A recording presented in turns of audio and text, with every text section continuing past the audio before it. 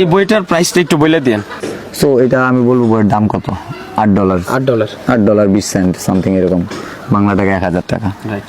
বাংলা টাকা শুনলে আবার ভোক্তা অধিকার বলবো যে আমাকে এই 100 টাকার বই বেচতেছ না, 8 টাকা বেচতেছি, কারণ যে প্ল্যাটফর্মে বিক্রি হইতেছে ওই প্ল্যাটফর্মে ওইটা $8, কারণ ওইখানে 10-12 হাজার টাকা আমরাও কামাই, মানে $10-12 হাজার কামাই। রাইট। ঠিক আছে, থ্যাংক ইউ। আমি কথা দিয়ে কথা রেখেছি, শয়তান আসেনি তো ফিরে।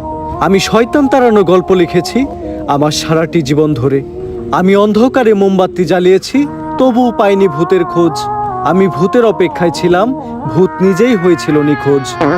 শয়তান ধরার গর্জন, পৃষ্ঠা নাম্বার চুদলিংপং। বাবা এটা তো মন্ত্র না, ছন্দ কইলেন।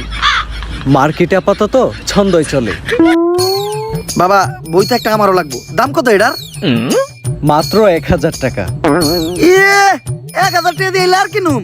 1000 টাকা হাতে নিয়ে ভূতের ডাক দিলে ভূত নিজেই চাল চলে আয় পড়বো। 1000 টাকা দিয়ে বইয়ের দাম, এই বইয়ের বিশেষত্ব কি? এই বইটা আমি আমার নিজ হাতে লিখেছি। দেহি